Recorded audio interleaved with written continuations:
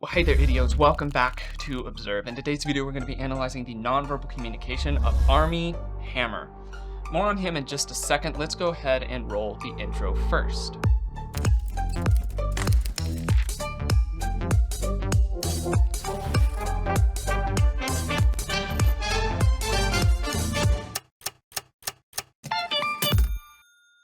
I'd like to start the video by thanking today's sponsor, which is Pia VPN. The internet is an amazing and wonderful place that you can learn and share new information, express yourself, and find community. However, it can also be very dangerous. It's filled with clever and dishonest people who want to take advantage of you, steal your info, and even rob you blind. If you're like me, you probably don't want any of those bad things to happen to you, and this is where Pia comes in.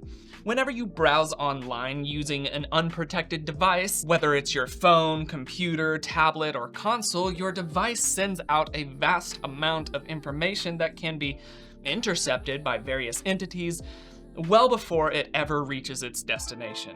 A virtual private network, or VPN, hides your IP address and secures your internet connection through an encrypted tunnel, more or less, protecting your digital life from those seeking to exploit your private information. Surfing the internet without Pia would be like traveling the world with exclusively transparent luggage. Everyone can see all of your belongings, not the least of which is which pocket your wallet is conveniently located in.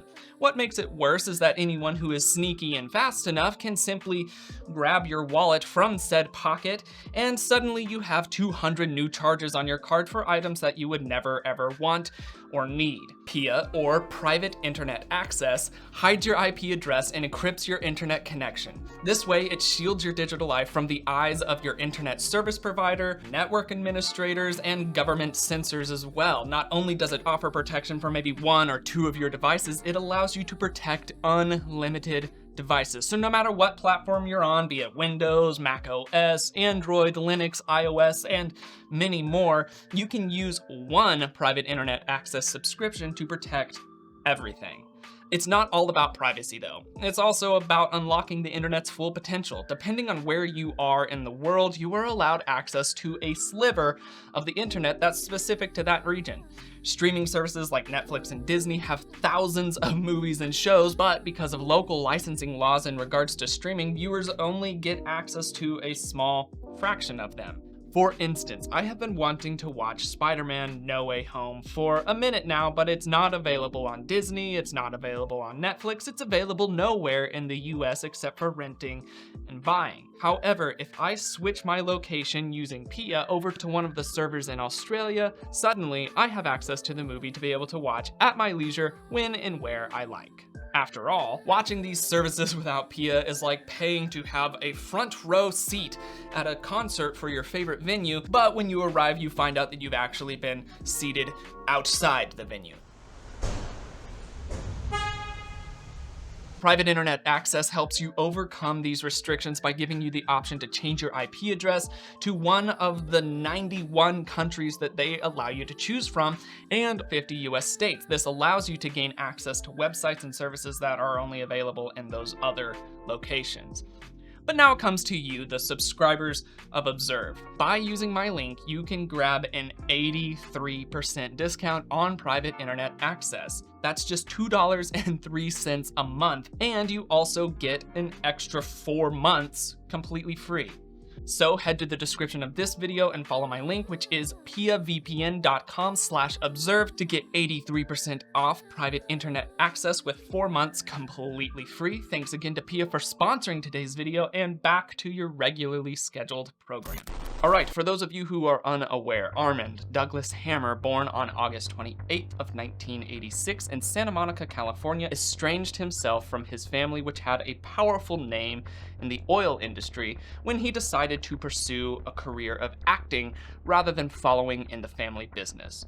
His career was on the rise, but shocking allegations of sexual misconduct made by multiple women in 2021 derailed his promising future in Hollywood. The following is a brief synopsis of the timeline of his rise and fall. On October of 2010, Hammer got his big break when he portrayed the Winklevoss twins in the hit film Social Network. Then, in May of 2010, Hammer married Elizabeth Chambers, whom he met through a mutual friend. In June of 2013, in an interview with Playboy, Hammer revealed his preferences for BDSM and noted that he had been a dominant lover before marrying Chambers.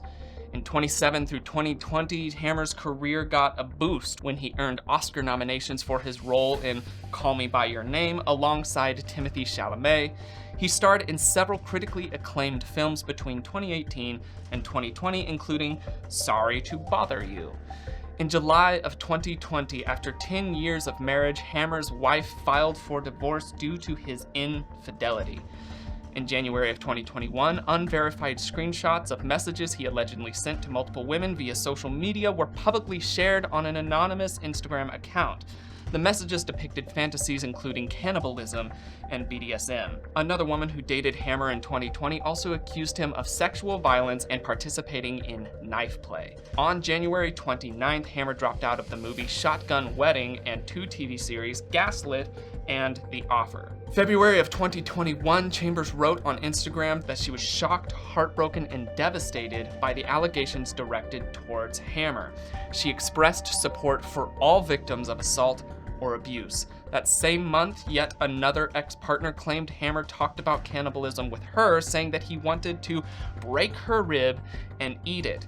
She described him as a chameleon who drains his partners. March 2021, a woman accused Hammer of violently raping her for over 4 hours in April of 2017 in Los Angeles. Hammer's attorney denied all of the allegations, stating that all of these interactions were consensual and agreed upon in advance. May 2021 saw Hammer checking into a rehab facility in Florida. His lawyer confirmed in December of 2021 that Hammer had left the facility and was doing well. Come July 2022, rumors surfaced that Hammer was working as a concierge at a resort in the Cayman Islands. A since-deleted tweet showed photos of his headshot in a resort pamphlet. However, the resort confirmed that Hammer was not a staff member there. On September 2nd of 2022, Discovery Plus released The House of Hammer, a 3-part docuseries detailing Hammer's family dynasty and alleged abuse. The series featured Hammer's former partners and his aunt, who spoke about generational trauma in the family. On September 22nd of 2022, Chambers spoke out about House of Hammer, stating that it was painful but necessary for learning and healing. She emphasized the safety and well-being of her children as her top priority. And then, in April 2023, the Los Angeles District Attorney began reviewing sexual assault claims against Hammer. Then, in May 2023, on the 31st, the LA District Attorney announced Hammer would not be facing charges following their investigation. Hammer posted a statement on Instagram expressing gratitude for the thorough investigation and looking forward to rebuilding his life now that his name was cleared. And that brings us to today's video. We're going to be analyzing his nonverbal communication that he had and displayed during his interview with Piers Morgan on Piers Morgan's show. We'll talk about everything that we see, kind of what it might mean, and then everything that we feel about it at the very end. Let's go ahead and dive into the clip. How did your wife react when you told her? Appropriately. Yeah, a lot of anger, a lot of betrayal, a lot of hurt, a lot of pain, which I caused, you know? I mean, that's on me. And was that the catalyst for actually breaking up? Yeah. Even as you're telling me. I'm gonna go ahead and pause here. So I want to make note of a couple things, even just editing wise. This is a very long interview that Piers carried out on his channel. The entire interview is on YouTube. I suggest you go and watch it. It's an hour and 20 minutes long. So I don't know, bring some popcorn maybe. It's a long time, but sit down and watch the entire thing. It'll help add some context for what we're doing here. During these clips that you'll see here, I tried to collect as many of the hot topic points that are in the interview, but it was a very difficult process for me to do, to narrow it down, as the entire interview is filled with a lot of very good questions and answers and nonverbal communication in that. Now, something that I want to point out very initially with this first question, it's talking about the falling apart of Hammer's marriage, and his immediate response to that is to take ownership for his portion, his role in the falling apart of a marriage. For those of you who are not regular viewers here on the channel, that taking responsibility for even just a portion of the problem is pushing towards authenticity. It is something that you can consciously do, but people who are guilty in a scenario are far more likely to try to paint themselves out to be completely innocent in a scenario, because any amount of criticism that's redirected towards them can be a sign of their facade being broken down. So the fact that he's already taking ownership and saying that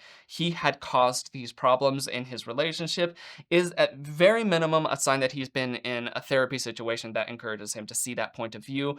It could possibly be a point of manipulation. Watching through this will be more revealing as we go through it. So let's continue on through. We're already establishing somewhat of an idea here. Let's watch. As you're telling me this, it looks to me like you're feeling quite emotional about that moment. It was a dark time. It was a dark, painful time. Yeah, it was. And it's also something that I have to accept is on me. How did you find out? I'm gonna go ahead and pause here. So Piers is making a statement about more or less Hammer's nonverbal communication, that he sees that he's getting emotional, that the only thing that's really showing up on highlight as to what Hammer is showing as being emotional is you could see the inflammation in his eyes. They're starting to go red. Now, throughout this interview, there are moments in the interview where Hammer has difficulty controlling his emotional state. We'll talk about those as those come along, but we're seeing that inflammation come in. That physiological response to emotional torment is difficult to control, but if there is a group of people that can control that, it is actors and actresses. It's on-screen talent. So there is that possibility that that's coming in here. We'll be looking for some of the telltale signs as to what might indicate some falseness behind it. Now, along with that, verbally, what he's already done, again, is taken some more responsibility for things, as he's saying that he can't deny that this was his fault on many levels, if not all levels. And again, if a person is guilty in an area, they're far less likely to accept criticism because they feel like if anything threatens that facade of I'm perfect, then everything will fall apart, because in fact, they're not perfect. But we have a lot to go through. This is going to be a very long video still, even with this very cut down, still going to be a long video. So buckle up and we'll continue through this. How did you find out about the Instagram posts?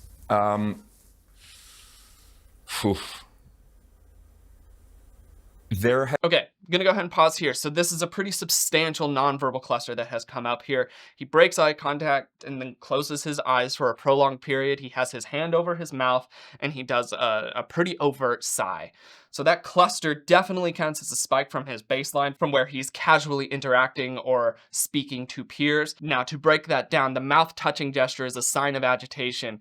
From a very, very early age, mouth exploration is something that is very common within infants. If you have a baby, I'm sure you're familiar with infants putting things into their mouths. It's the way that they experience the world best. There's a lot of nerve endings. So as you grow up, mouth-touching behaviors are a sign of self-soothing as you go and you touch your mouth. Now, this has been construed of being like, oh, that's a guaranteed sign of deceit. And unfortunately, there are absolutely zero guaranteed signs of deceit. But we're seeing that there is an absolute sign of agitation in there as a mouth-touching gesture has come in. Now, that agitation can be related to nerves. With that, in that vein of things, it can be related to perhaps they're saying something they shouldn't, so it could be deceit. It could also be that they're saying something that they don't want to talk about, and it's them shushing themselves. If you grew up with family members or parents or guardians that commonly shushed you or even put their finger over your own mouth, you are more likely to display those mouth-touching gestures in times where you feel like you shouldn't or don't want to talk about a certain thing, be it emotionally, informationally, what have you. Along with that, we're seeing this prolonged blink, this possible eye-blocking gesture. So with that in there as well, that could point towards possible deceit. We're seeing both a mouth-touching and an eye-blocking gesture in one little cluster here. Again, eye-blocking gesture is a desire to distance oneself from what's happening here. People will display eye-blocking gestures when trying to remember something visually or something that might be difficult for them to remember. So we're seeing these two things come up here immediately. They are possible signs of deceit in this area, with him admitting that he has done things wrong and that he's taking that responsibility and pushing towards authenticity, and at very least showing this cluster of high agitation centered around this specific scenario, which is the release of these posts. Gathering a lot of information already, let's continue. There had been threats from Effie that had come before.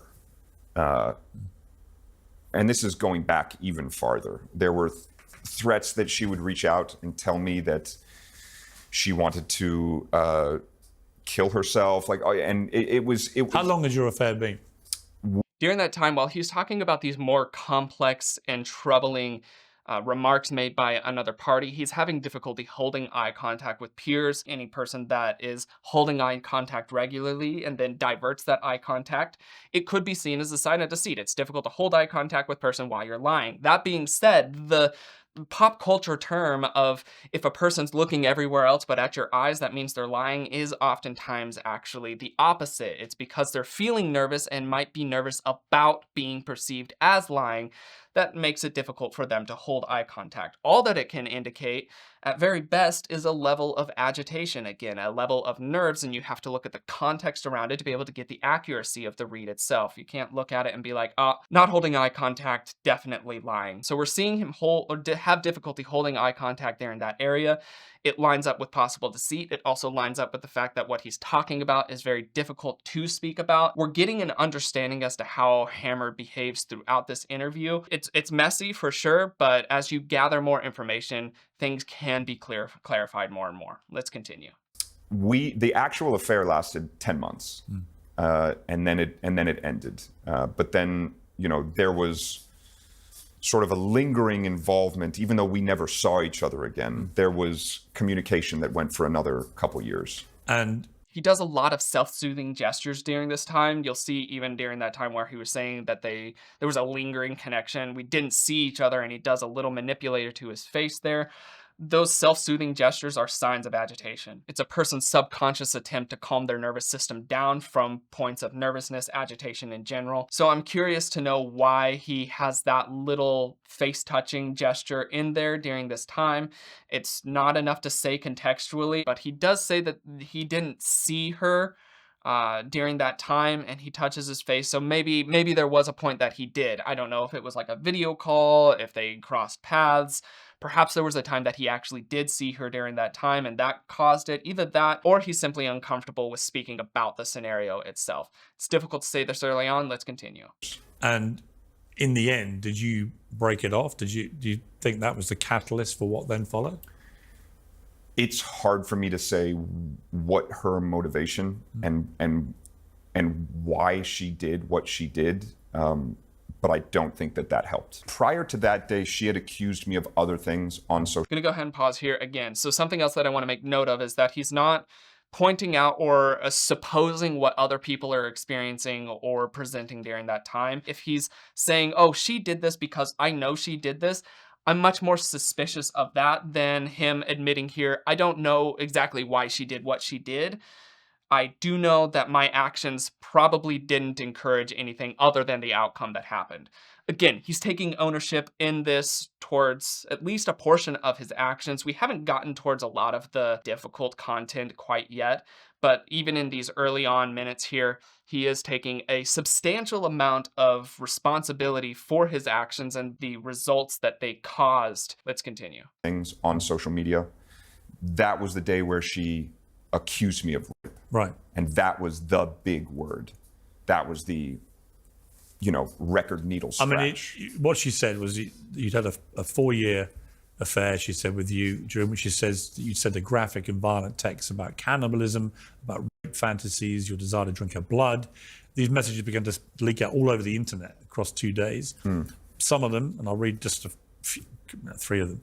You just live to obey me and be my slave, you said to her. I will own you as my soul, my brain. So we're seeing during this time as Piers is reading what sounds to be difficult texts to read or to receive. And as we're seeing that, we're starting to see Hammer start to have some agitation creep up in his totality of his nonverbal communication.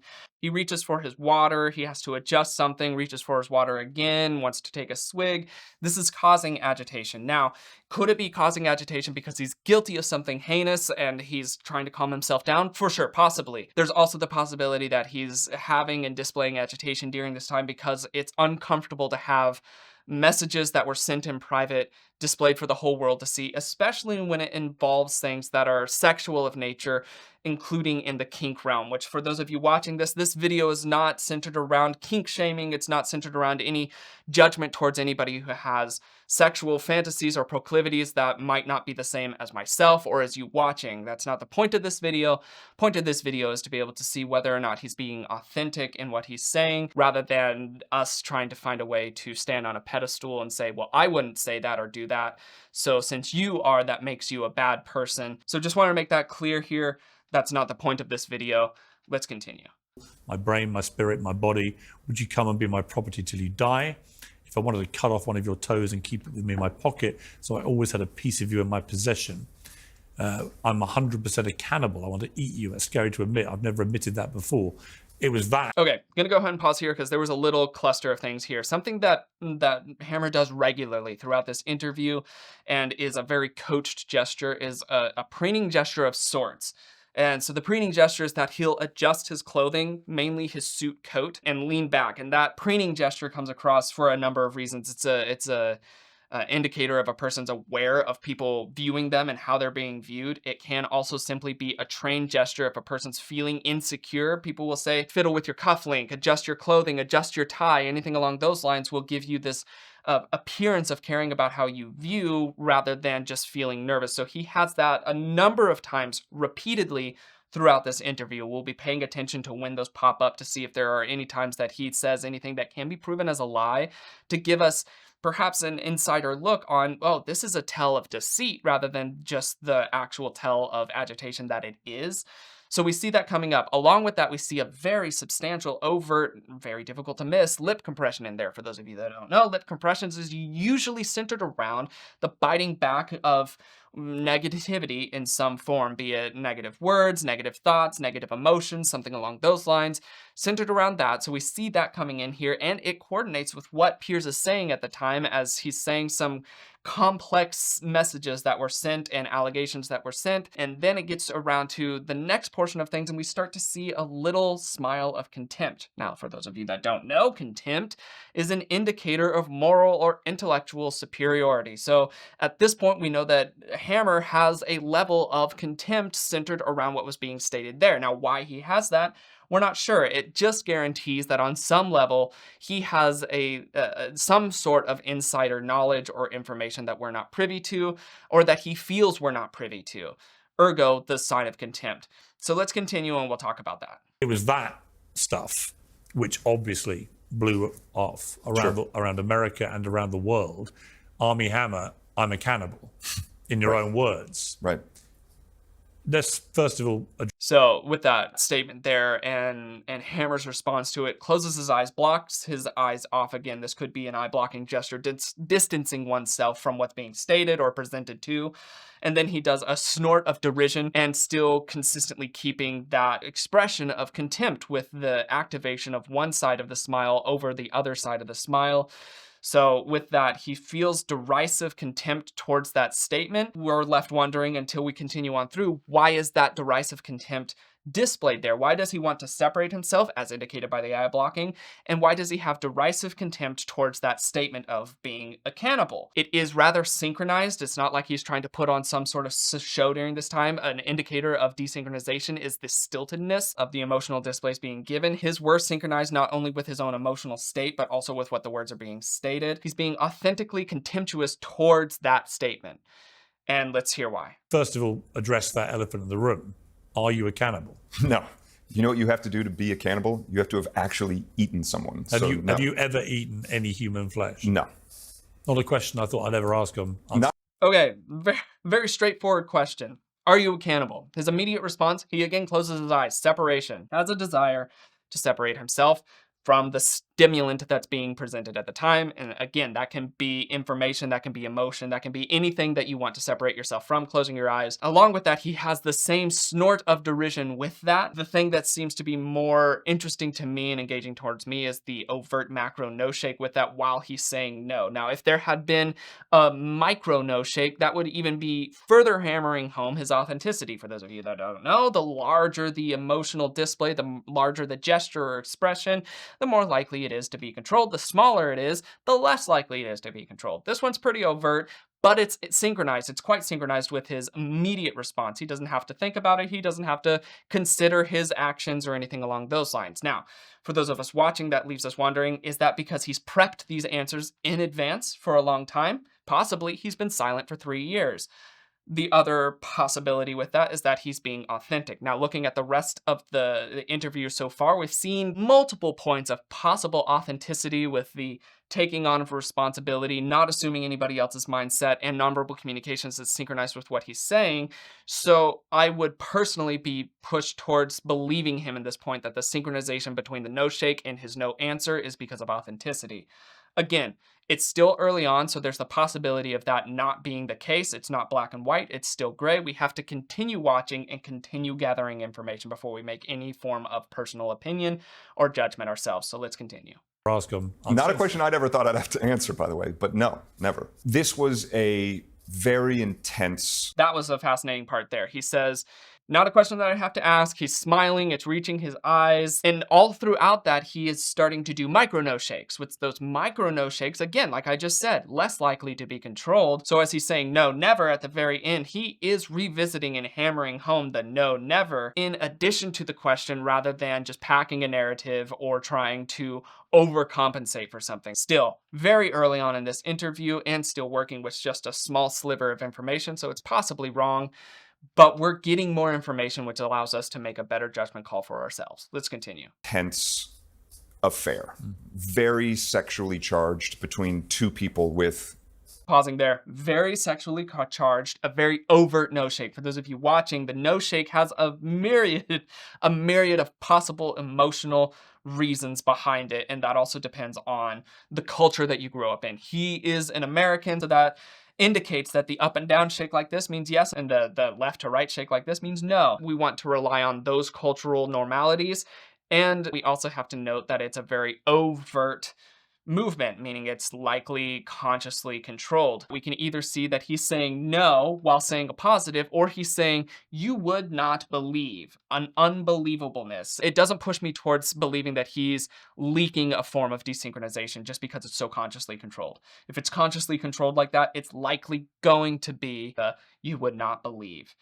If it were smaller, I would have more questions. He is an actor, so we know that he's aware of his nonverbal communication. I have to give credit to Piers. I don't personally like Piers at all, but Piers does a fantastic job in this interview of asking direct questions and being very insistent on getting the uncomfortable answers to those questions, which definitely will increase a person's tendency to behave as if they're feeling unsettled, agitated. So we're seeing some of these come out here.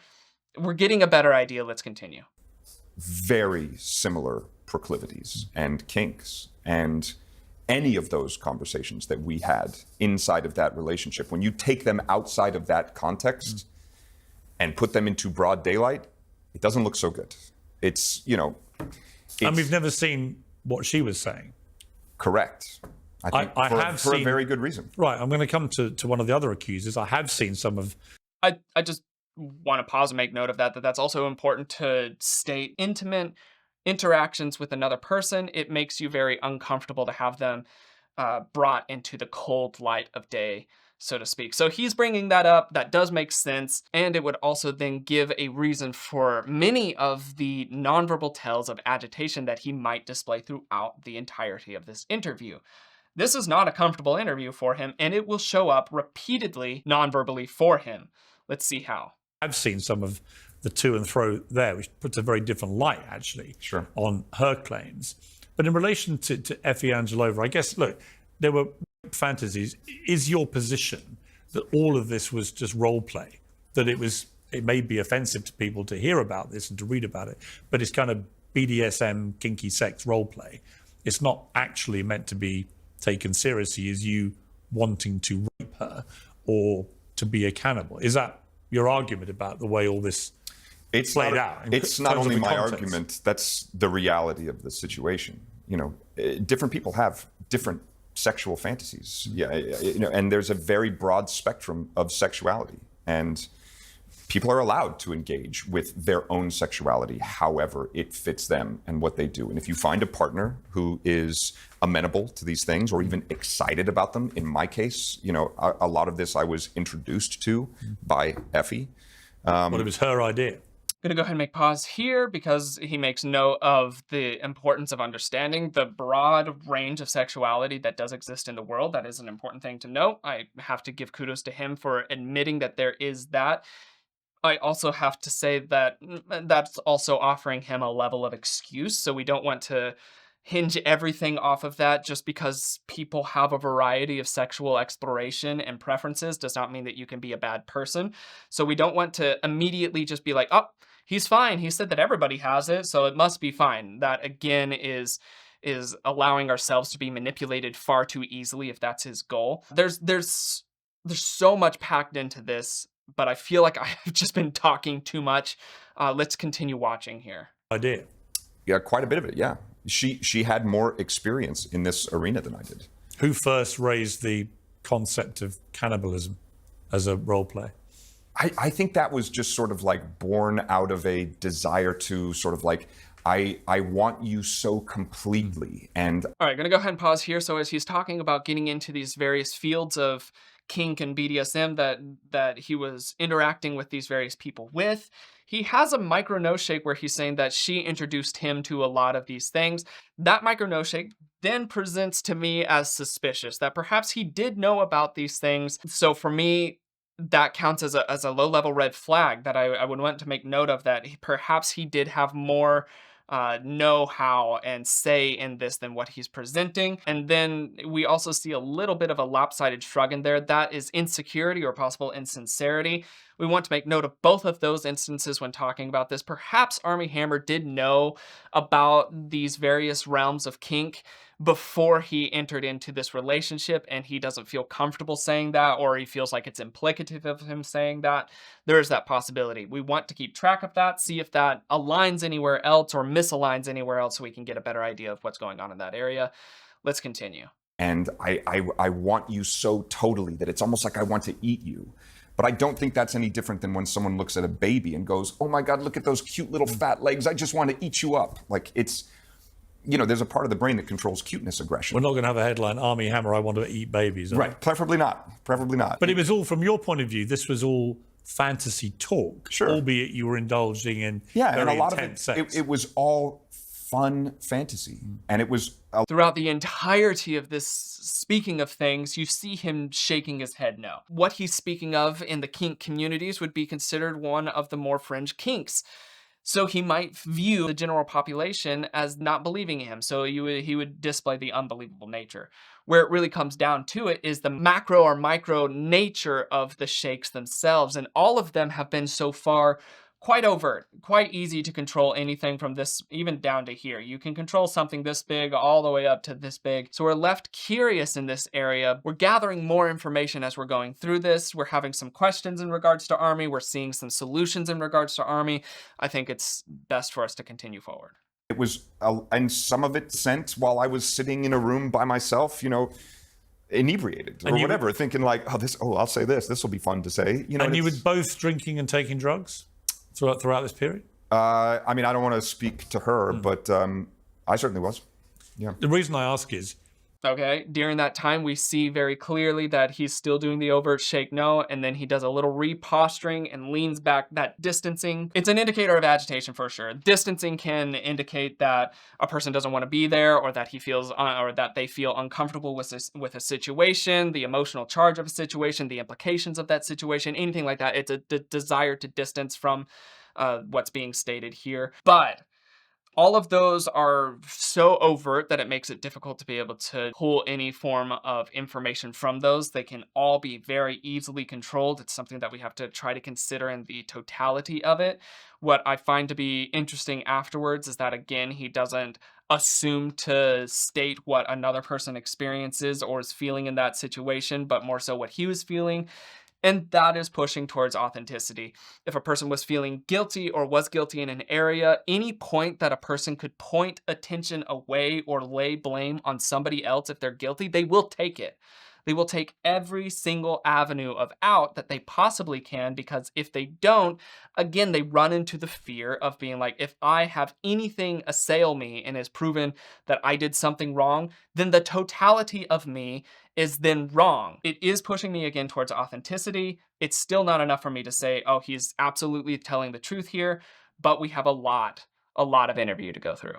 Is it possible that she believes you crossed a line, legitimately believes that you lost the kind of boundaries because of all the drugs and drink that you were taking, and that you can both be right, that in your eyes... I'm gonna go ahead and pause there. So even while Piers is saying this thing, if you watch Hammer during this time, he's starting to nod along with what's being said by Piers, which lets us know, even before Armie actually responds, we do know that he's going to affirm what Piers said, that there's this possibility that both parties feel like they're completely right. We see that non-verbally from him. Let's see that play out. In your eyes, it was all consensual fantasy role play, and she was a very, enthusiastic co-conspirator, if you like, in it. Right. But that actually there were times...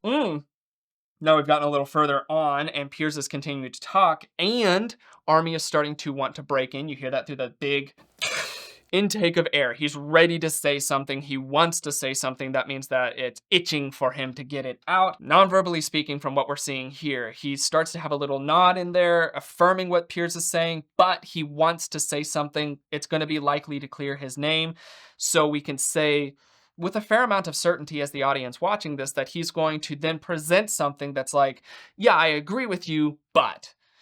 And so we'll have to see how that plays out. Let's see how it actually goes. There were times when, because you may have been out of it or whatever, the boundaries were crossed. I mean, do you accept that's even a possibility?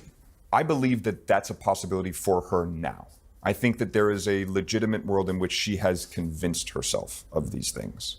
And I also know of, after these sexual encounters that we had over those 10 months, I know that I received extremely graphic text messages from her, echoing the same sentiments that we talked about before and taking them even further. Do you think if people saw the full context of all these messages, a very different light would be shed on them? It would immediately clear everything up. Okay, so there we have it. It was indeed one of those situations where it's like, yes, there is that possibility, but it's not because of the truth of the situation sort of thing. So his nonverbal communication is at least synchronized. We can see that he has the tendency to display nonverbal communication that does make sense with what we understand here on the channel. So that's good to be able to see. It helps us cement some of our earlier ideas. It helps us have a little bit more groundwork to work for the further ones. Then it comes around to this. Do you feel like if the context of the text messages were revealed, would that clear things up? And his response is a synchronized, absolutely. You see the head shake, yes. That's an affirmative head shake. We still see him closing his eyes regularly, and he does this repeatedly throughout. It is in the realm of affirmation with things. It could be a level of resignation blinking. All of this is quite overt. Even the head shakes that we saw up until that point, quite overt. All of this can be controlled. So as we're watching this, we want to look at the totality and look for cracks in it, because that's going to be the only way that we can see authenticity if there are cracks. Armie is under a lot of pressure in this. And as I've said, we'll continue to see that creep out non-verbally for him in various realms of pacifying and self-soothing gestures, not the least of which will be his adjusting of his shirt and suit to hopefully calm himself down. We'll see that. Let's continue. Yes. Why don't you just leak them? Well, because I was having these messages on Facebook Messenger at the time, and I was a married man, so I had to cover my tracks. So when messages would come in, I would respond and I would delete everything so that nothing would be sitting on my phone. Then when I was under investigation for 2.5 years by the LAPD, we subpoenaed Facebook multiple times for those messages because of the exculpatory nature of the messages. Did you ever get them? I did not personally get them because no charges were brought against me. I know that a sizable piece of all of those messages were sent to the LAPD, and I believe that's why everything was dropped. But I don't get access to those because there was no charges. On January the 14th, this is 2 days later. So that is a fascinating point. And that sticks with the records that have been shown as well, even down to lawyers dropping, and it'll be addressed more in this interview, that as soon as the evidence was presented to law enforcement, to the judicial system in general, the charges were fully dropped on him, which can be a telling factor. Many people have said that perhaps that's not as telling because it can be intimidating for people to go forward with things or what have you. Throughout that, we're still seeing this consistent no shake. It is very overt. And so again, I am pushed to believe that it's him stating things and feeling that it might be unbelievable to the people listening. We're still left wondering, why does he feel it's unbelievable? Regardless, let's continue. 2 days later, Courtney Vucekovic, who was an app founder who dated you in 2020, or said she did, from June to October 2020, told the New York Post, page 6, that you said she did. So Piers says, or says she did, and we see a nod of affirmation coming from Hammer during that time. For me, I believe that then that's him accepting that he did date that person for that period of time. That nod of affirmation is a green light for a person who's speaking on a specific narrative to continue that narrative. We're seeing it from Armie. Regardless, let's continue. That you subjected her to emotional abuse, sexually coerced her, and made her feel unsafe. And she repeated some of this in the documentary. What's your response to what she was saying there?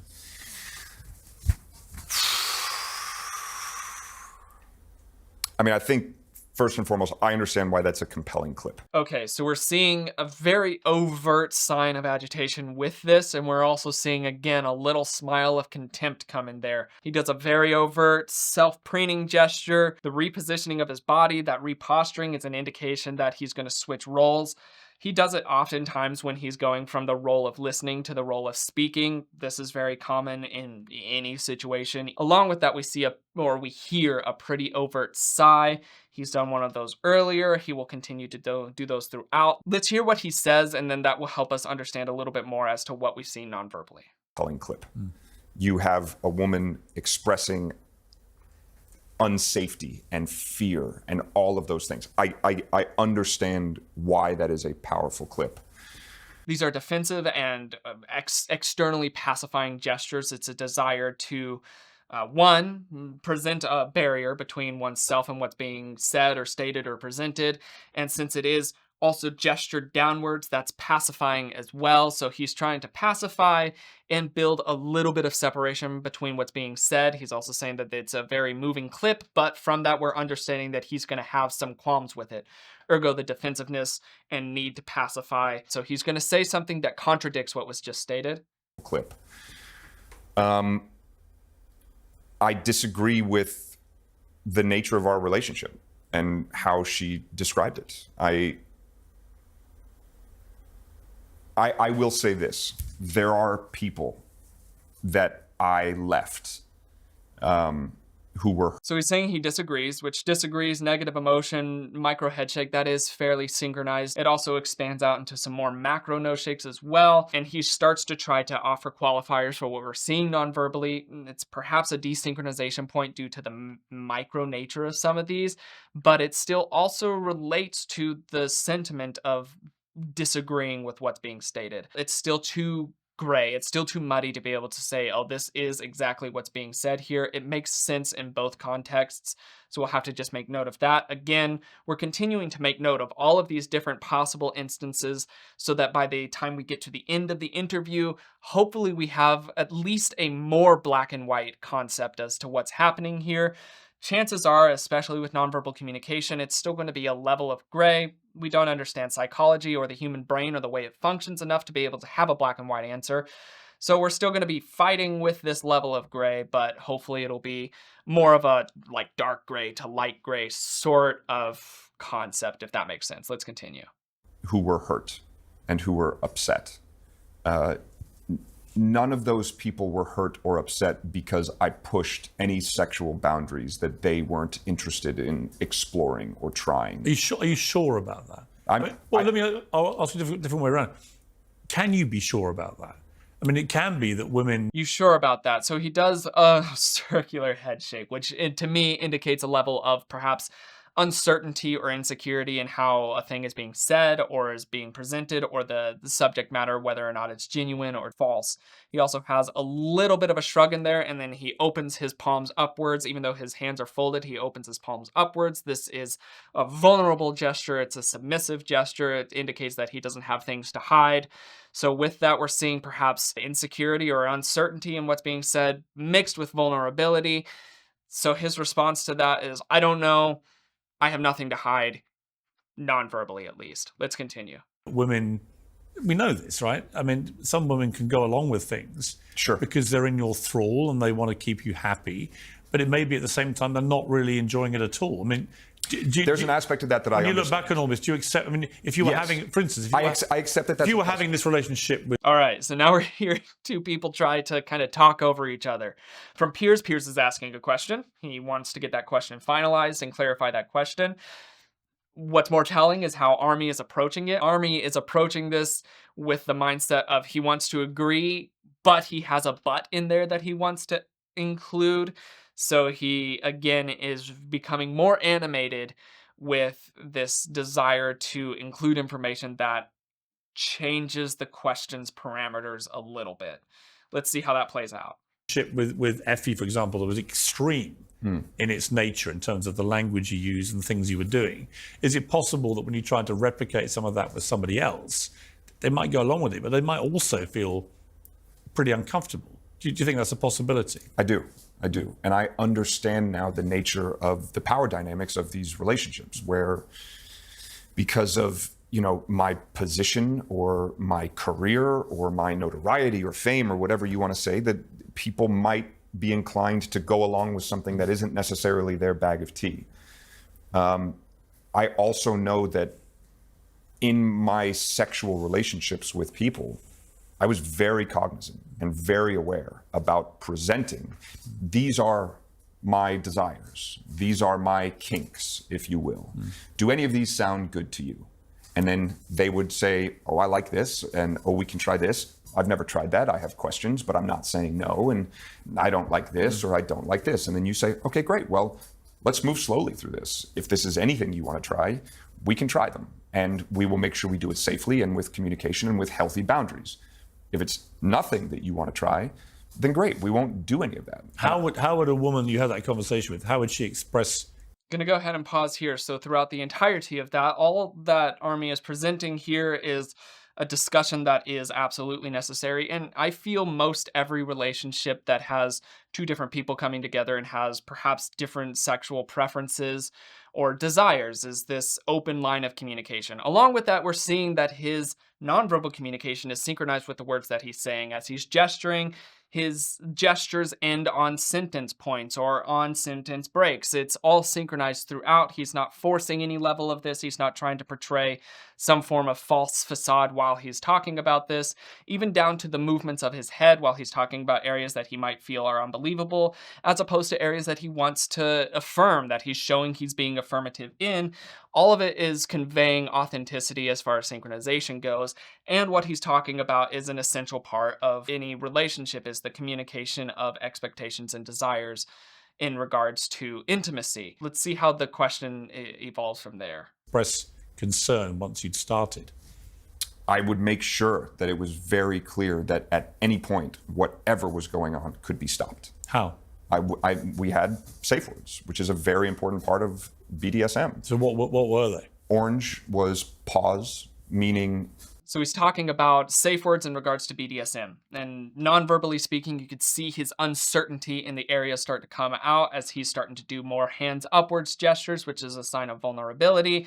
Also seeing some shrugs in there, some nose shakes in regards to the possible unbelievable nature of it. All of those subjects that he's speaking about are uncomfortable to speak about in very public scenarios, but he's having to. So we're seeing that uncertainty and insecurity in that start to come out. However, as soon as it starts to get down to the details of it, we'll see his shift from this uncertainty, I'm not comfortable with what I'm about to have to say, to this is what was being said. We've already broken the dam here. We might as well continue forward. We'll see that emotional shift in here. Meaning, I feel a little overwhelmed, but I don't necessarily want to stop. I just need a second. And then red is, I need this to stop immediately. When you were younger, did you ever think you... There we go. So we see it shift from these possible, I don't know, I'm feeling insecure, I don't want to address this, to affirmative head nods and synchronized nonverbal emblems that indicate what he's saying and follow along with what he's saying. So we're seeing that shift across there. Let's continue. think you end up so sort of addicted to that kind of sexual behavior? I never thought I'd be on your show talking about it. Right. That's for sure. Which is not easy. I mean, I do applaud you for facing the music about it. It's not easy for someone in your position who's lost everything to come on and have to talk about this stuff. Sure. You know, it's not something most men would enjoy talking about. It's a bit exposing. It's a bit scary. How do you feel having to talk about it? Honestly, I don't love it for the sake of my... Again, in this area where it's asking about his emotional state for the thing, he does another very big reposturing and self-preening and overt sigh. All of these very indicative of an increased level of agitation or having to address even psychologically, mentally within himself, the increased level of agitation that he's experiencing. So those still semi-make sense in context with what we're seeing here. Let's continue on to see why he's feeling as uncomfortable about this as he is, as shown by his nonverbal communication. My kids, I hate the idea that there's any way their father's sexuality or whatever, however you want to say it, could be weaponized against them by bullies or mean kids in school. But at the same time, I have to come at it from a place of self-acceptance and self-love, and understand that some people love cilantro and some people hate it, and neither are wrong. Pausing there as he then is explaining, like, I don't like how this is going to affect my kids. We're still seeing an overt level of full body agitation as he's doing reposturings and closing off. You could see him kind of closing his hands in around this way. He's doing some self-preening gestures in there, or self-soothing gestures with that, as we've seen and talked about. And then it does suddenly make sense why he's feeling that level of agitation and uncomfortableness, because he's now talking about his kinks and sexual desires in regards to his kids. And that's not really a conversation that has those two topics married together very often. So it does make sense that he would be feeling agitation in that area, along with some level of perhaps closing off and defensiveness. So we're seeing that come out here. Verbally speaking, the reason that he gives is very moral. Everybody wants to support a person who's looking out for their kids. Perhaps it's a level of manipulation from him, pulling in his kids in that situation. It's difficult to say from this little blip. Let's continue. But nothing that you did, in your estimation, was non-consensual. Correct. If everyone could see all of the exchanges, do you think you'd be sitting here cancelled in the way that you are? No. Not at all. So do you feel that it's been unfair? Fascinating. In yes and no questions, his responses are yeses and nos. Correct. He has, again, the resignation eye blink in there. When he's stating statements like that, we'll see that coming in there, which does push me towards that resignation blink rather than a possible eye blocking gesture, which is the desire to separate from. But he says correct, and he has a affirmative head nod in there. And then later on, when he says no and not at all, you see the no shakes in there as well. Again, synchronized with what he's saying. If we had seen points of those being desynchronized, maybe he was like, correct. And you see a teeny tiny no shake in there. That's a red flag. Or perhaps, no, not at all. Again, a possible red flag. That did not happen in those areas, so I'm pushed towards authenticity. Let's continue. Fair, the way that you've been treated for that reason. Okay, he's asked, do you feel like this is unfair? That was the question, in case you didn't catch that with all the pausing and everything.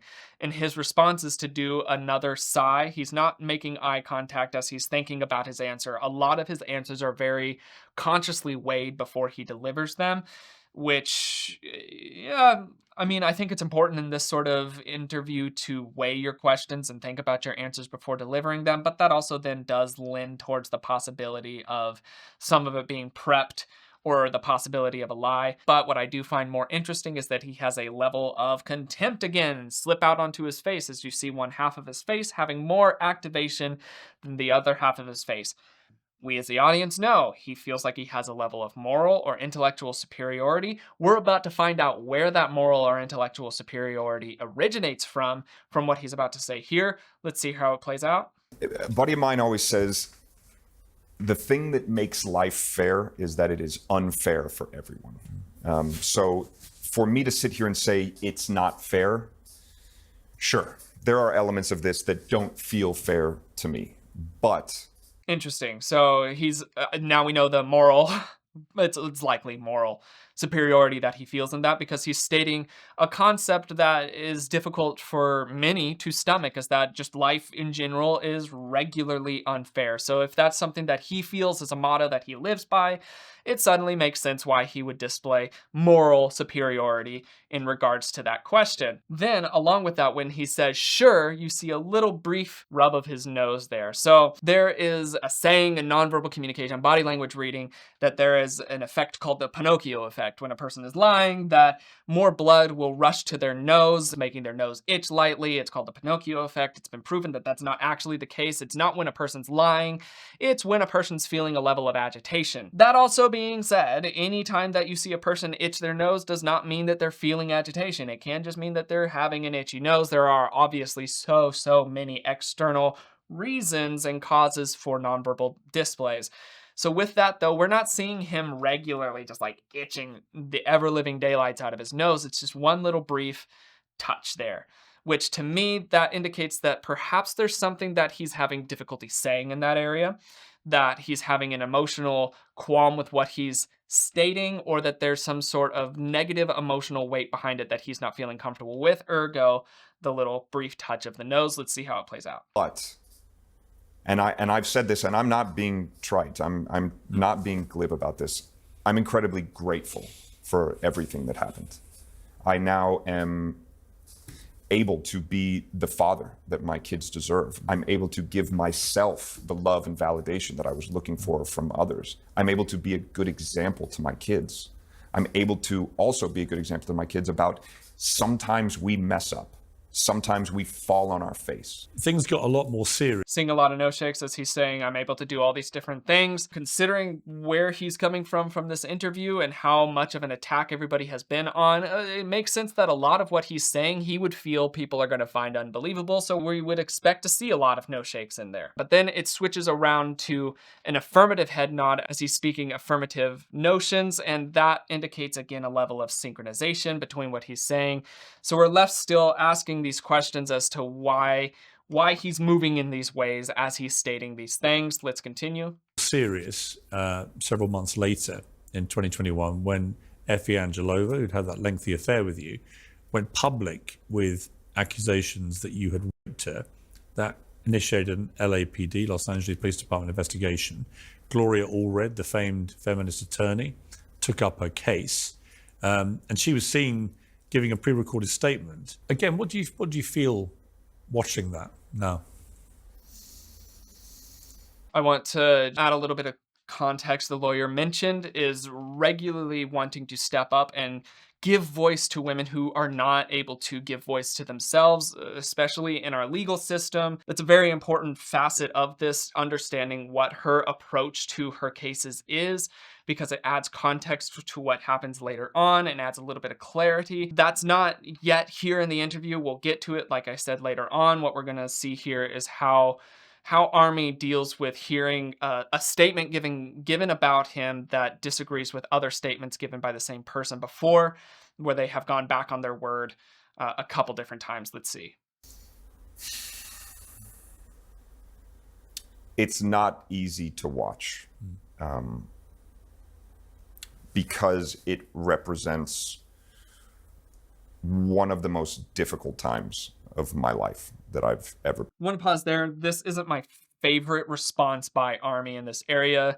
He sits back, he has a sigh. We've already established kind of what those two different nonverbal displays mean in his repertoire. And then he starts saying that it's not easy to watch. And the reason that he gives is it's not easy to watch because of how bad it was for him. If he's innocent in this area, this would be an extremely difficult thing for him to be able to say or present. So I understand why he might be saying that if he's innocent. That also being said, his response to somebody else's possible turmoil is that it's not easy to watch because it indicates how difficult it is for him. If his narrative very much fit into that, like, oh, everything about this is just so hard for me, then that would start to develop a lot more of a clear opinion towards his mindset of this. But he hasn't been displaying this victimhood mindset throughout the rest of his interview. So at very least, this is just maybe a point that rubs me wrong with his verbal response to this. Let's continue watching. That I've ever been through. And it's not easy to watch because it also feels emblematic of how angry and hurt I made people. There's a fascinating, again, he's now taking, he had this little moment of perhaps victimhood. This was the hardest time in my life, blah, blah, blah, that sort of thing. But then he's taken it and he's shifted attention away from his victimhood over to how he has negatively affected the people around him and how then that is difficult for him to accept, which is a much more difficult thing to admit, even just on a personal level, let alone on a very public platform viewed by millions of people, that he's admitting that he has had negative impacts on people and that it's not comfortable for him to acknowledge. I have to give a level of authentic kudos to him for admitting that he acknowledges that he has damaged people, even if it wasn't his intent, just by his own behavior, he has damaged people. Fascinating. Let's continue. Was she telling the truth, do you think? No. She wasn't. About any of that? There were sexual encounters that we had that were, I would say, more extreme in nature. But the encounter that she's talking about was something that we discussed and we planned. She planned. She said to me, I will be at this Starbucks at this time. I want you to follow me home. Then I want you to break into my house, and I want this to feel like a real scenario. I want this to feel real. And we I'm going to go ahead and pause here, talk about a number of nonverbal things. Immediately to the question of, is she being real? No, is his response. It's synchronized. It's not something that he has to think about. And we're not seeing any red flags creep out of that. We're not seeing a bunch of self-soothers as he's saying it. He's not breaking a bunch of eye contact. He's not doing anything that strays from his baseline. He at least feels very certain on that response that he's given. Then he starts to respond a little bit more about the context of what he's said and what they experienced. And we start to see certain eyebrow flashes as he's talking about certain aspects of this experience. And the parts that he's trying to really hammer home is the portions that she was involved with as well. So he's not saying that this was totally him. He's not saying this was totally her. He's saying that this was a joint thing that both of them walked into together. That's usually seen in a person who's being authentic. Let's continue. And we negotiated back and forth. And the scenario was what? It was what would be called in that sort of world consensual non-consent. It's a rape.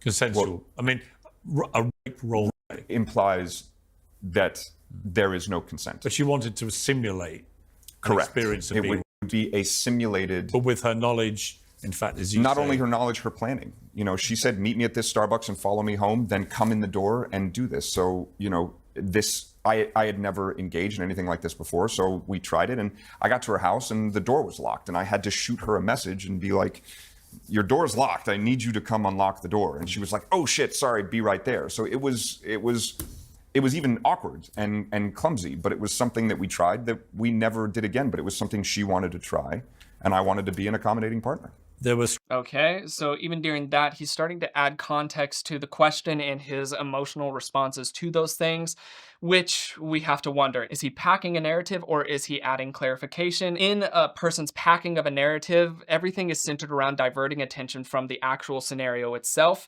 In a person offering clarifiers, it redraws attention back to the scenario itself, that adds highlight or clarifies various things. A light nudge towards authenticity. All of these have been nudging in various directions. It's a matter of whether or not we're nudged more in one direction or not by the end of this. Let's continue. there were screenshots published by Airmail magazine in which Effie appeared to have told an Instagram follower that she'd had consensual sex, her words, with you, allegedly writing, "He is not dangerous. Yes. He didn't rape anyone." She also told another follower allegedly she was not saying that you had raped her. Airmail reported those conversations took place before she made her initial allegations public. Yes. When you saw that report, what did you feel about that? I wasn't surprised. I knew that she wasn't raped. I knew that she didn't consider it rape. I knew that we had a completely and entirely consensual sexual relationship from start to finish. So to see her out there saying publicly that I did not rape her, that I never raped her, that it was all consensual, and then to see an international press release where she's crying and saying that I raped her, it wasn't easy. What was fascinating to me, because I know Pausing throughout all of that, we're seeing him regularly offer palms up. This is submissive. This is vulnerable, nonverbal communication. We're also seeing synchronized head movements as he's saying things that he did or he didn't do or was or wasn't a certain way. The nonverbal communication that he's stating is synchronized with the verbal communication that he's delivering. That does, again, push towards authenticity. Another thing to consider is the longevity of this interview as a person is continued to be hounded on or hammered on or worn down.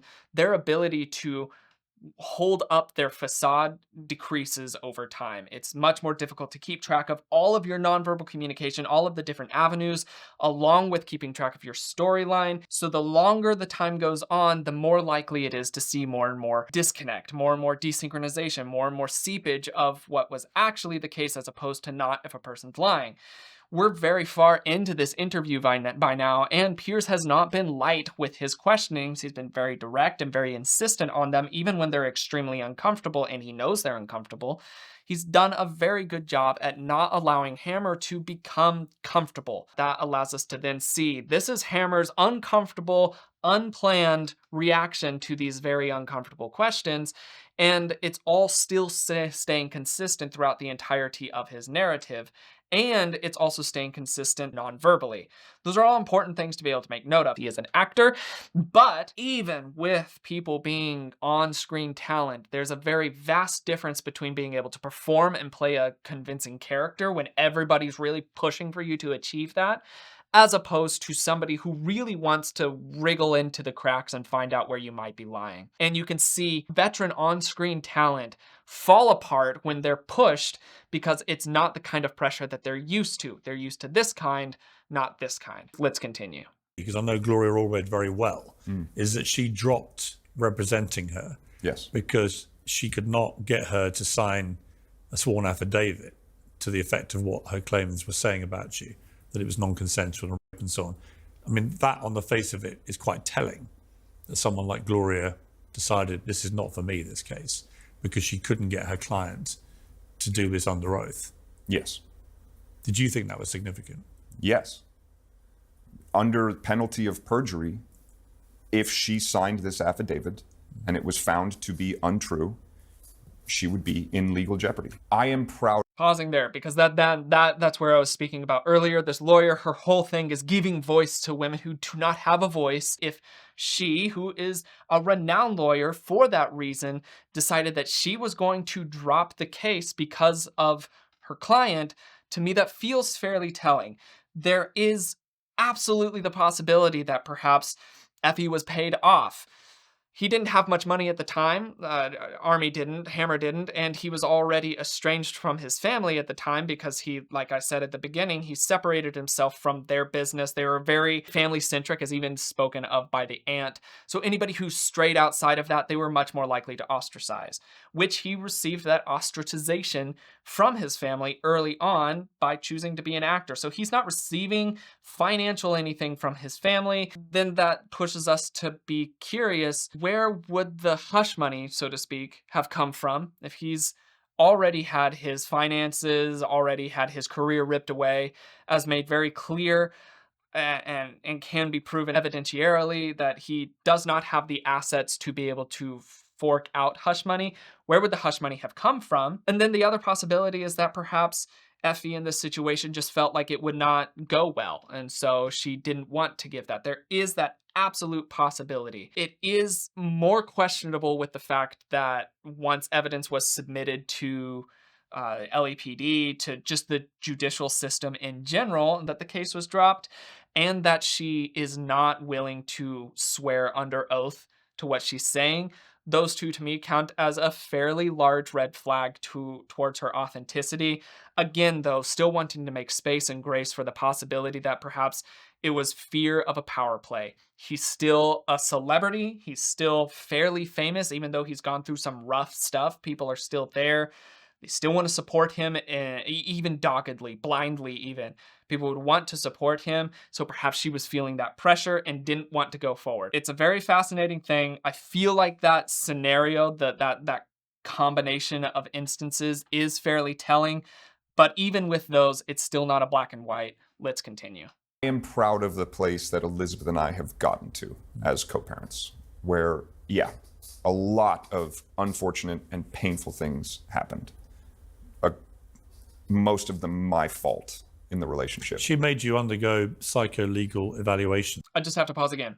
Taking again responsibility. He's saying that the relationship fell apart and it was mostly his fault. He even was, you can hear him start to say, and it's like, I bet you were going to say something like a good portion or a good amount of them. And he even switches that to catch himself from giving himself too much leeway and says, most of them were my fault. So he's actively fighting against this desire to be like, I don't want to take any responsibility for this. This is unfair, things like that. And he's being willing to take that responsibility in and of himself, even down to saying most of the issues within the relationship were my fault, which is likely the truth. Likely from even what we were able to see from his history and the way he composed himself, he was likely the biggest issue in their relationship. We'll talk about a little bit more about the two of them as this question is answered. Evaluation involving the custody of your kids. Yes. That must have been an incredibly difficult thing for you to go through. I mean, you're the father of these children. There's no suggestion you'd ever been anything but an excellent father. To have to go through a psycho-legal evaluation to determine if you're fit to be their father, with potential consequences, very serious consequences for you and your relationship with them if it had gone the wrong way. That's a horrible experience. I see a mother doing what she felt she needed to protect her kids. I have to appreciate Piers on this front. What Piers has done is sneakily presented a question that allows Hammer a way out, allows Hammer a way to divert any form of heat that he's receiving onto somebody else. The way that he words that is a very clear and easy way out. If Hammer was looking for a way to simply just clear his name of everything and make himself out to be a perfect white knight, this would have been one of the prime ways to do so. His response to that was not to point any form of responsibility away from himself. In fact, he offers clarification and support to his ex-wife for being a good mother to her kids. To me, that again pushes towards his authenticity rather than not, even when given very clear open doors as a way out to shovel that responsibility to the side, he refuses to take that. Very fascinating character trait that we're seeing from him. Let's continue. I wasn't necessarily worried about the evaluation because I in your words, I'd never done anything to hurt my kids other than have, an affair and pick a very dangerous person to do it with. Your wife. All right. So he says, in your own words, and we see a very big overt adjustment and leaning back. We're seeing, again, that's his classic tell of agitation. We're left, ooh, something's going to happen here. He's saying a thing. It's triggering a red flag. What's going to happen here? And he says, I never did anything to hurt my kids. And we see that. And then he offers the clarification, which adds the weight to his nonverbal display. We saw a display that disagreed with what he was saying. I never did anything. That's the desynchronization point. We're seeing agitation crop up and a need to soothe it out of his system while talking about that he never did anything against his kids. And then he clarifies, except for, I mean, I had an affair, which is very damaging to the children. And not only did he have an affair, he had it with a person who has been damaging for the entirety of that family. It's not that Effie has been damaging towards just Hammer. She's been damaging towards the entirety of the family themselves. And now we're seeing that his reposturing and his self-soothing makes sense contextually with what he's actually saying rather than what he was stating at that moment. This just hammers in why it's so important to observe these tells in context with what's around them rather than just individual instances, because if you just take a little slice out of anything, you can pretty well twist anyone around to saying anything that you want if you take out a small enough slice of it. Context is going to offer the clarification that's needed. Let's continue. Your wife was clearly very angry with you, made a number of allegations about you, but the report concluded you were not a danger to children. How relieved were you when that was the conclusion? I would say very relieved, but also not surprised. But had you feared losing contact with your kids? I couldn't imagine anything worse. I want to pause here real quick because this is going to go on for a moment, and I want to make note of there has been a recent paparazzi surprise interview of his ex-wife, and they ask specifically, what's your relationship to Armie Hammer now? And her response to that, after all of this, after everything has come out, after all of the cases, after all of the hearings, after everything, her response is, oh, he's my best friend. To this person who's just pointing a camera in her face, very unprepared. She was out going for a walk, and this person kind of just trapped her, which is a reason that I don't like paparazzi in general. It's very invasive and very, I don't know, it feels very gross. But it does also provide the opportunity for us as the viewer to see real, unprompted, and unplanned responses to difficult questions. And her response is that he is one of her best friends. And now we've heard here that in the legal system, through multiple psychological tests, that he has been viewed as safe for children. Who should we believe here? Should we believe the ex-spouse who says that he's one of her best friends, has flaws, obviously doesn't want to be married to him, and the reason for that was the infidelity and some difficulties around that? Should we believe the judiciary system or the psychoanalytical division that put him under test to see about his validity and competency for being around children? Should we believe them, or should we believe the person who's saying that he's not these things? It's complex. We're gathering more information. Let's continue forward. I mean, during the time of the evaluation, I was only allowed to be around the kids with supervision, a therapist supervising. I mean, that's awful. Yeah, I remember there was a time when I was under the evaluation where my daughter came up to me and she said, you know, Dad, I need to go to the bathroom. And I looked at the therapist and I wasn't allowed to take my daughter to the bathroom. You know, we had to get someone else to do it because I couldn't be alone with my child at the time. Gonna go ahead and pause here. What we're seeing is a genuine emotional onset. We're seeing a profile as it starts to uncontrollably seep into Hammer's nonverbal representation. We see it reaching his eyes. They're starting to become inflamed and tear up. We're hearing it enter into his voice as his vocal cords are tightening up, and you can hear the huskiness start to enter in as he's trying to work past the knot in his throat. And then you see a self-soothing gesture come out again where he comes up and briefly touches at his face, which he's done that on repeat before, and we've talked about here. This would be considered a genuine emotional profile. That really does indicate that he has those genuine emotions of grief or sadness and pain centered around his interaction with his kids and how he's having to deal with the repercussions of his own actions. It's important to make note of that he is capable of showing genuine nonverbal communication, especially when it comes to things that are more difficult to control, like the profile of an emotional state. Let's continue watching. It was tough. It was a dark time. It was a dark time for everybody. Did you ever feel like ending it all? Yeah. Seriously? Mm-hmm. Did you come close to trying? Mm-hmm. What did you do? This is one of those areas where Piers is pushing hard. This is a difficult topic for anybody to talk about, especially if you've just talked about something that was so raw as like possibly losing custody or the ability to talk to and interact with your kids. and have your kids feel safe around you. Difficult for sure. Switching over into what could be argued as some of the darker times in a person's life, as if they're considering ending everything, and you're hearing him struggle through emotionally. Obviously, we're seeing the nonverbal, the physical evidence of it very clearly across his face, lip compression, biting back of negative emotions. We're also hearing him having difficulty actually vocalizing. His responses have gone from eloquent and clarifying to small noises that aren't actual full words. Genuine emotional statement, genuine emotional state in general. Let's continue. I considered a permanent solution to a temporary problem. And, you know, I've spoken about this before. I just decided that I wasn't going to be able to get through this, that it was too much. And I decided that it would probably be better if I wasn't here.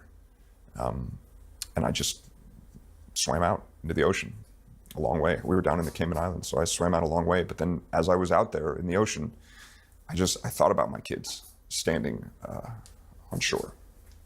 They were on the shore at the time? No. No, but you thought about... I thought about them standing on shore and asking where I was. And that made you come back? Yeah. Otherwise, you're just going to keep going until inevitably you would have drowned. I mean, it wasn't a great plan, you know, but I was desperate and I wasn't thinking clearly. But what? Okay, so during this time, we're seeing him having, like I said, the overt nonverbal tells that we have spoken about already. Then he gets to this point at the end where he's saying it wasn't a great plan, and he does a forced fake smile and laugh in there. It would be considered gallows humor, dark humor. Many people will use humor to cope with difficult things. That's something that we need to make note of, that could be one of his responses in future interviews, or perhaps even in this interview, that dark humor could be one of his coping mechanisms. It's not unheard of by any stretch of the imagination. Many of us, if not all of us, have had moments where things are so bad you just almost feel like you can do nothing but laugh. The smile doesn't reach his eyes, letting us know that he's not actually reveling in that moment. It's meant to alleviate the pressure, the emotional and psychological pressure of that specific topic that's being talked about. Let's continue. But while that investigation was going on for 2.5 years, you must have considered the possibility of potentially being charged and potentially being convicted and maybe going to jail. I mean, that was a fear. It was a fear. I think... Gonna go ahead and pause here. Does another reposturing. All of the movements of his nonverbal communication during that is synchronized with that's a fear. That is how I felt. Nods going along with. Synchronized. Yes, I do believe he was actually afraid of that repercussion happening during that time. Let's continue. You never know how those things are going to go. And that's what my attorneys kept saying to me over and over and over. And I would say, I didn't rape anybody. I didn't do this. This is provably untrue. And they would say, you can't say anything because you never know how this is going to go. And I think that was a big part of why I stayed silent for so long, partially because I wanted to make sure that when I did finally say something, I wasn't leading with anger at this situation. This is a very complicated situation, and there are people who have been in this situation where they were violently attacked or abused or raped. And that is a massive issue that we are dealing with. In this situation, I knew that it wasn't true, but my lawyers were saying, if you go out there and say anything, that could be the thing that tips the scale. And yes, we have all the evidence that we're looking at that shows that this was a consensual relationship. But you never know what'll happen. You might get charged. And if you get charged, you're going to court. And if you go to court, you never know what a jury is going to do. It's scary. You feel like your life is in jeopardy. In January 2020, that is not an unheard of sentiment that he's speaking of there, is even if you know that things occurred a certain way, you cannot speak on it legally because, unfortunately, truth doesn't actually necessarily always matter. It matters what people think about the truth. And so that advice that he's receiving, that's not unheard of. That's very common, even in areas where it's a very clear, innocent and guilty situation. You still have to maintain silence and you can't speak on it. And what's hurtful for very many people in those sorts of situations is that silence is so often construed as guilt because, oh, well, if you're innocent, start yelling about it. Be really loud, be really boisterous, and that discredits the complexity of the situation. One, because people will want to believe what they want to believe, but then two, especially if it's dealing with somebody who is turbulent or somebody who is behaving sporadically, any form of interaction back with that can escalate behaviors even further, causing more discomfort for both the innocent person and for the people around them.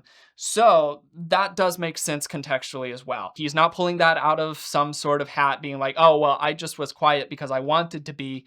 It is very common legal advice in these situations, especially in a he said, she said, he said, whoever, they say situation, is to maintain silence, because even if innocent, it is so easy to be perceived as guilty. That person has to deal with the fact that perhaps nobody will actually ever know the truth. And it's not for just their own personal sake, but it's for the sake of the people around them that they also care about, that they stay silent. Let's continue. There's not much left of this. This has been a long video. Thank you for sticking around for so long as we've broken this entire thing down. In January 2024, so about 6 months later, Effie didn't just double down, kind of trebled down. She penned an essay for Medium, which is entitled My Traumatizing Experience with My Rapist Armie Hammer. And she then went into details, calling you a manipulative psychopath, that you'd been so cruel, you'd severely damaged and crushed her, you raped and beat her. She became more and more scared of you. I explained I felt disassociated, overwhelmed with shame and self-blame, frequently nauseous, begun self-harming since he assaulted me. I couldn't see him anymore. And she quoted you as saying, I need to rape you again. Remember when you were on the floor and I walked away and grabbed a knife? You were crying on the floor and I left you there in a pile of tears, grabbed a knife and held it to your throat and raped you more. Everything else seemed boring. You crying and screaming, me standing over you. I felt like a god.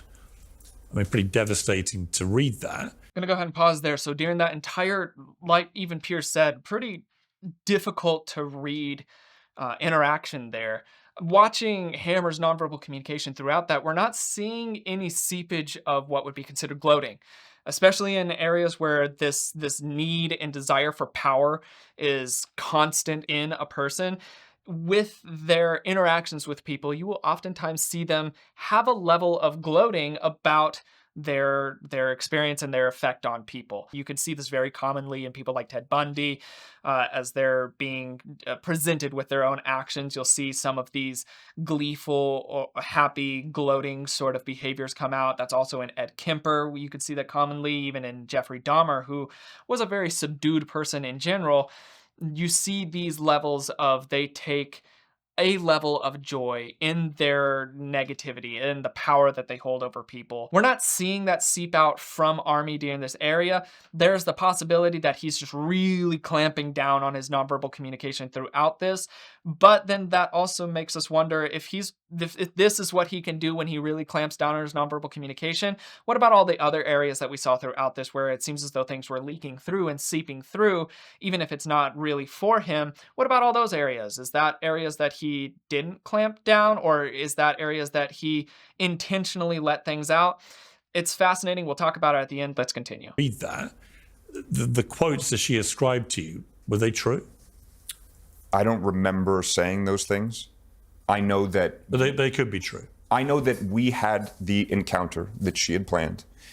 So Piers is, again, pushing hard. He doesn't want... he's not allowing Hammer to beat around the bush with any of these things. He's really hammering home. Are they true? Could they be true? Did you say these things? Don't dodge it. Don't try to excuse it. And we're hearing Armie try to push some of it around. He's trying to offer some level of excuses. The things that were said are very uncomfortable things to just be read out of context in broad daylight. Again, it sounds very not okay. And we're seeing that response from him non-verbally. Let's continue. And I know that we spoke about it afterwards. I don't know that those were the words that we used. But you could have said it. It's the kind of language you were using with her. In the context of a relationship like that, that would be the language that you use, yeah. But again... So with that, even with Armie's response in that area, he does lightly admit to it, but he does try to divert some attention away. and by just playing the numbers game, instead of being like, yeah, I said those things, or yeah, I might have said those things. He says, yes, in those kinds of relationships, pulling in more people, that is the kind of language that would be used for all these people. So he's admitting to saying, yeah, I may have said something like that, but everybody says that. So that is playing a numbers game. That lets us know that he really doesn't like what was being presented there, and he doesn't want to fully own up to it. Now, whether or not that's because he, like he said, he doesn't remember saying that, or because he's just uncomfortable with admitting that he said those sorts of things, it's difficult to say. That being said, though, we can rely on he did not want to admit to saying those things, but in the end, he ended up doing so. Let's continue. There's so little left, and then we'll wrap up. But again, your position would be this was role play, fantasy. Correct. And one that she was fully on board with. Correct. Why would someone who spent so long with you, and you've explained this to a degree, but were you surprised that even when the LAPD didn't lead to any charges being made and the DA's office dropped the case, were you surprised that she then did this piece, as I say, kind of trebling down on what she'd said? At this point, nothing really surprises me with her. I'd say anyone who's been through these things, it's unbelievably. I'm gonna go ahead and pause there. That is a question that we are also left asking, is what's to be gained from the situation. So often a thing will be presented as like, oh, a moral something or another, like this is morally not okay, but then when you chip away at it or you look a little bit longer at it, there's some sort of something else that was really the driving portion for it. Many people have brought up the possibility that this was all centered around a desire for money or a desire for fame, something along those lines, because people are asking, if Hammer wasn't famous, would this be happening to him to the extent that it's happening? And we're not really certain. And I don't know that we'll ever be able to know, because Armie is famous and he does have at least some level of money. We're not sure to what extent at this point, since his ostracization and his disconnect from his actual career. And this can be looked at in various other cases and whatnot, as a person is really pushing at somebody who is denying everything. And you ask, what's their driving force? What's their reason for it? If it's not for healing, if it's not for them taking control of their own life in these sorts of situations, what are they gaining from this? Is it attention? Is it money? What is it that they could be gaining? That's another very important question to be able to ask. Unfortunately, we don't really know from this one, at least from what I was able to find on the internet thus far. Still something to make note of. Let's finish this up here. Things. It's unbelievably traumatic for the person in your position. Having gone through a lot of legal stuff and come out without any conviction, you ought to be entitled to come back. And yet there seems to be no mechanism post Me Too for anyone to be able to do that. It's like you're almost, you're tainted in a way that seems to me to be unfair because you weren't convicted of any crime. And a lot of it is he said, she said, he said, whatever. But if there's no actual criminal conviction, why are you not allowed to come back? Do you feel that? Yes.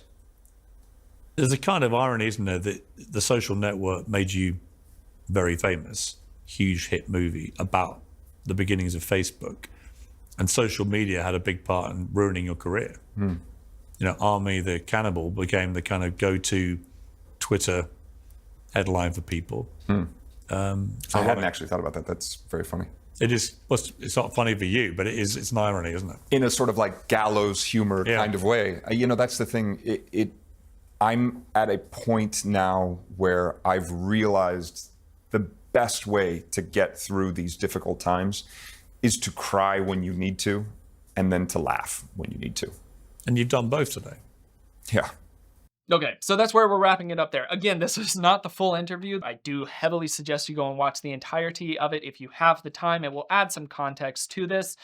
But non-verbally speaking, throughout this, we saw a substantial amount, a very overt amount of self-soothing gestures that kind of came out in the form of largely preening gestures, fiddling with his suit, and reposturing as he's not feeling comfortable being in the role that he was in, or the switching of the roles either energetically, emotionally, or even just conversationally as he's switching from listening to speaking.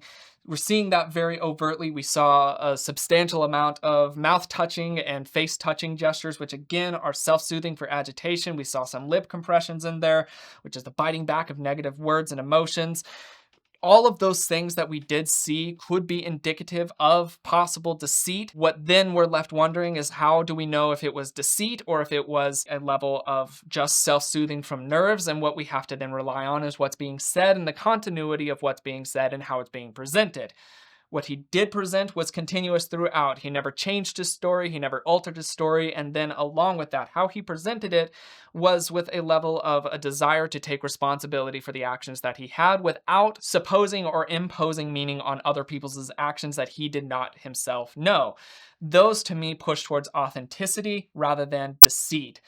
But again, as with all nonverbal communication, it's dealing with these levels of gray. I still have levels of suspicion. I have questions about a person's psyche that brings them to this point in their life that I don't know that we, with our current understanding of psychology and science, will be able to ever unearth. But from what I'm seeing nonverbally speaking, it seems as though he gave more indicators of authenticity than deceit, but that's just my opinion. So let me know yours in the comment of this video. Perhaps there's something that I really did miss. This was a large storyline, a long case, and a lot of evidences to go around, a lot of footage on it, so maybe there is something that I missed. Let me know in the comments of this video, or if you've gone through something similar and it can help add context for people that are viewing this or just curious. Big thanks again to Pia for sponsoring this video. If you haven't already signed up for them, I suggest you do. It will give you much more of the internet to be able to look at than what you have now. So go follow the link in the description of this video or scan the code. But without further ado, that's all that I've got for the day. My name is Logan, and you have been oh so awesome, as you always are, and I will see you in the next video. Cheers, guys.